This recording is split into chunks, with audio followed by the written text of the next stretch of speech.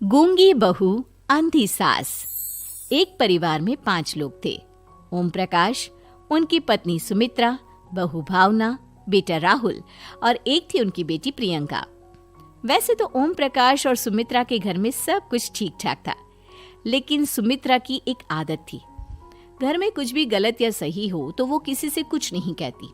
और भावना स्वभाव की इतनी सीधी सादी थी कि अगर कोई उसके साथ गलत भी करता तो भी वो उसे कुछ नहीं कह पाती। इसी के चलते प्रियंका और राहुल घर में मनमानी चलाते रहते, क्योंकि घर को संभालने वाली औरतें इस तरह से रहती थी जैसे वो गूंगी और अंधी हो। माँ, मैं अपनी सहेलियों के साथ पिकनिक पर जा रही हूँ। ठीक है बेटा, चली जाओ। और मुझे आने में रात हो जाएगी, देर से ही आऊंगी मैं। अच्छा, कोई बात नहीं बेटा। अरे भावना, तुमको एक बार में समझ में नहीं आता क्या? नाश्ते में फिर से पराठे बना के रख दिए। कितनी बार तुमसे कहा है कि मेरे लिए ढंग का नाश्ता बनाया करो। ठीक है जी, आगे से ध्यान रखूंगी। अरे ये बहू से किस तरह से बात कर रहे हो तुम राहुल? अरे तो और क्या करूं पापा, इसको कही बात एक बार में समझ में ही नहीं आती। सुमित्रा, तुम अपने बेटे को समझाती क्यों नहीं? बहू से बात करने का ये क्या तरीका है? अरे जिसकी जैसी मर्जी आए करो, मुझे क्या। भावना बेटा, तुम भी तो कभी कुछ कहा करो। इस तरह क्यों सबकी बातें सुनती रहती हो? कोई बात नहीं पापा जी, सब ठीक है। रात को काफी देर तक प्रियंका घर नहीं आती और जब वापस लौट कर आती है तो एक लड़की के साथ बाइक पर बैठकर सुमित्रा और भावना दोनों ही प्रियंका को लड़की के साथ देख लेते हैं। आज तो जोर से डांट पड़ने वाली है, लेकिन मैं डर क्यों रही हूँ? माँ तो सब कुछ देखकर भी अंधी बनी रहती है। और रही बात भाभी की, वो किसी को कुछ नहीं बताने वाली। कहने को भगवान ने आवाज दी है, लेकिन गूंगी है गूंगी। अरे प्रियंका बेटा, इतनी रात को कॉलेज से लौट कर आ रही हो? कहाँ गई थी तुम? पापा, वो सहेली के घर पर थी, पढ़ाई करने के लिए रुक गई थी। अच्छा, ठीक है, जाओ अपने कमरे में जाओ और सो जाओ। सुमित्रा ने अपनी बेटी को एक लड़की के साथ इतनी रात को आते देखकर भी उससे कुछ नहीं कहा और भावना ने भी इस बारे में किसी से कोई बात नहीं की। कुछ दिनों के बाद मामा जी का फोन आया था। उन्होंने प्रियंका के लिए कोई रिश्ता ढूंढा है। लड़के वाले उसे देखने आ रहे हैं। अरे मुझे नहीं करनी शादी वादी, किसी लड़की को बुलाने की कोई जरूरत नहीं है। ये तुम क्या कर रही हो प्रियंका बेटा? तुम्हारी शादी की उम्र हो चली है और तुम्हारे मामा जी ने बहुत अच्छा रिश्ता बताया है। पापा, अब जिद क्यों कर रहे हैं? और आप क्यों मेरी मर्जी के खिलाफ शादी कराना चाहते हैं? अरे माँ, इसको समझाइए ना। आपकी बेटी, आप तो बस चुपचाप सब कुछ होते हुए भी देखती रहती हैं। अरे तो क्या कहूँ, और मेरे कहने से क्या हो जाएगा? वैसे भी गलत क्या हो रहा है, सब कुछ सही तो है। भावना बहू, देखो तो प्रियंका हमारी बात नहीं समझेगी, लेकिन वो तुम्हारी हम उम्र है। क्या पता तुम्हारे कहने से उसे कुछ समझ में आ जाए।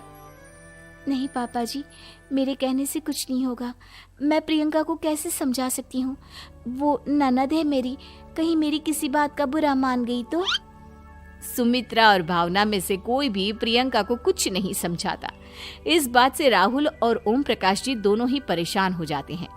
और फिर जब लड़का प्रियंका को देखने के लिए आता है, मुझे आपकी बेटी बहुत पसंद है, मैं उसके साथ शादी करने के लिए तैयार हूँ। देखो, मुझे तुमसे शादी नहीं करनी, और ये बात जितनी जल्दी समझ में आ जाए अच्छा रहेगा। अरे तो फिर आप लोगों ने मुझे यहाँ बुलाया ही क्यों? माफ कर दो बेटा, वो हमारी बेटी जरा गुस्से में है, हम उसे समझाने की कोशिश करते हैं। हाँ, देखिए आप नाराज मत होइए, वो तो उसने बस ऐसे ही कह दिया होगा। अरे कोई ऐसे ही कुछ कहता है क्या? और ये आपकी पत्नी और माँ, ये दोनों इस तरह चुपचाप क्यों बैठे हैं, जैसे इस घर के मेंबर ही ना हो? आपके घर में सब कुछ ठीक तो है ना? अरे सब कुछ ठीक है बेटा। सुमित्रा, समझाओ ना अपनी बेटी को। अरे क्या समझाऊं, क्या होगा समझाने से? सब ठीक ही तो हो रहा है, गलत क्या हो रहा है? भावना, प्रियंका को अंदर लेकर जाओ और उससे समझाओ कि कितना अच्छा रिश्ता है। इतना अच्छा लड़का है, इस तरह से बिहेव ना करे। नहीं जी, मैं किसी से कुछ नहीं कह सकती जी। अरे अजीब परिवार है, मुझे तो यहाँ से निकलना पड़ेगा। इस तरह से तो आपकी बेटी की शादी किसी से नहीं हो सकती। जिसके घर की औरतें गूंगी और अंधी बनकर बैठ जाए, उस घर का कुछ नहीं हो सकता। ओम प्रकाश और राहुल सुमित्रा और भावना की हरकतों की वजह से बहुत परेशान हो जाते हैं। एक दिन वो दोनों आपस में बात करते हैं। पापा, समझ में नहीं आता कि भावना और माँ को कैसे समझाया जाए। सही कहते हो बेटा, तुम और मैं काम के सिलसिले में सारा दिन घर के बाहर रहते हैं और घर की दोनों औरतें जिन्हें सारा घर संभालना चाहिए गूंगी और अंधी बनकर बैठी हैं। पापा आप ही बताइए इसका क्या उपाय है। मेरी तो कुछ समझ में नहीं आता बेटा, लेकिन हमें कुछ तो करना पड़ेगा क्योंकि इन सब की वजह से प्रियंका बहुत ज्यादा बिगड़ती जा रही है। तुमने देखा उसे किस तरह से बिहेव किया था। अरे लेकिन पापा हम करेंगे क्या? हमें एक नाटक करना होगा। कुछ दिनों के लिए हम भी गूंगे और बहरे बन जाते हैं, उसके बाद इन दोनों औरतों को अकल आएगी। हाँ पापा, शायद आपकी बात ठीक है। हम दोनों हर बार बात को संभाल लेते हैं और इसी वजह से माँ और भावना कुछ भी करने की कोशिश ही नहीं करते। और फिर अगले दिन, भावना, नाश्ते में क्या बनाया है? जी पराठे बनाए हैं। मेरे लिए पोहा बना दो। अच्छा जी ठीक है, अभी बना देती हूँ जी। बहू, नाश्ते में क्या बनाया है? पापा जी पराठे हैं और पोहे बन रहे हैं। अरे बहू, मुझे तो उपमा खाने का मन था, मेरे लिए उपमा बना दो। ठीक है पापा जी, अभी बना देती हूँ। भाभी जल्दी से जरा मेरा कॉलेज का टिफिन तो पैक कर देना। और सुनो, मुझे ना भिंडी की सब्जी खाने का मन है। सुमित्रा चुपचाप बैठी बैठी सब कुछ देख रही थी। उसने किसी से कुछ भी नहीं कहा और ये देखकर भावना को मन ही मन गुस्सा आ रहा था, लेकिन वो किसी से कुछ नहीं कह रही थी। उसे लग रहा था कि ओम प्रकाश जी जो हमेशा उसकी साइड लेते थे वो भी आज चुपचाप बैठे हुए थे।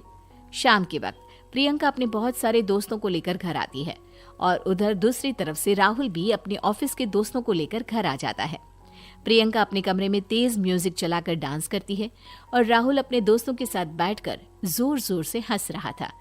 प्रियंका और राहुल मिलकर पूरे घर को अस्त व्यस्त कर देते हैं, लेकिन भावना उनसे कोई शिकायत नहीं करती और सुमित्रा जी भी चुपचाप बैठी रहती है।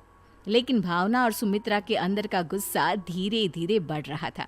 फिर रात को ओम प्रकाश और राहुल एक दूसरे से बातें करते हैं। पापा, हमने इतना कुछ किया फिर भी भावना कुछ बोलती ही नहीं और माँ भी कुछ गलत करने से किसी को रोकती ही नहीं। तुम चिंता मत करो बेटा, इन दोनों के अंदर का गुस्सा भर रहा है और बहुत जल्दी बाहर आने वाला है। अगले दिन, अरे बहू, ये कपड़े धुले हैं या गंदे हैं? पापा जी कपड़े तो मैंने धोकर ही आपकी अलमारी में रखे थे। मुझे तो साफ नहीं लग रहे, एक बार और धो देना। प्रियंका, मैं सोच रहा था कि तुम्हें उस लड़के से शादी नहीं करनी है ना, मत करो। एक काम करो, वैसे भी क्या रखा है शादी वादी में, तुम्हें जो लड़का पसंद है उसके साथ जाकर कोर्ट मैरिज कर लो। इस बार ओम प्रकाश और राहुल की बात सुनकर भावना और सुमित्रा के अंदर का गुस्सा जाग उठता है। मैं किसी से कुछ कहती नहीं जी, इसका मतलब ये है कि आप लोग मुझे परेशान करते ही रहेंगे। कल 4 बार मुझसे नाश्ता बनवाया, आज पापा जी मुझसे धुले हुए कपड़ों को बार बार धुलवा रहे हैं। अरे मैं इंसान हूँ जी, कोई मशीन नहीं हूँ। तुम दोनों ने मिलकर इस घर की कैसी हालत बना दी है और अपनी बहन को भागकर शादी करने के लिए कह रहे हो। तुम भाई हो या दुश्मन? ओम प्रकाश और राहुल जोर जोर से हंसने लगते हैं। अरे इसमें हंसने की क्या बात है? हम लोग यहाँ इतने परेशान हो रहे हैं जी, तुम लोगों को ऐसी हरकत करने के बाद भी हंसी आ रही है। ये क्या कर रहे हैं जी आप दोनों? यही तो हम चाहते थे कि सुमित्रा तुम अंधी होकर ना बैठी रहो। घर में कुछ भी गलत हो तो उसे रोकने की कोशिश करो। और भावना, तुम अपने साथ हो रहे गलत व्यवहार पर भी कभी मुंह नहीं खोलती, ये सही बात नहीं है। मैं चाहता था कि तुम्हारी भी जुबान खुले, तुम गलत बात का विरोध करो। गूंगी बहू और अंधी सास की ये जोड़ी इस घर में अब नहीं चलेगी।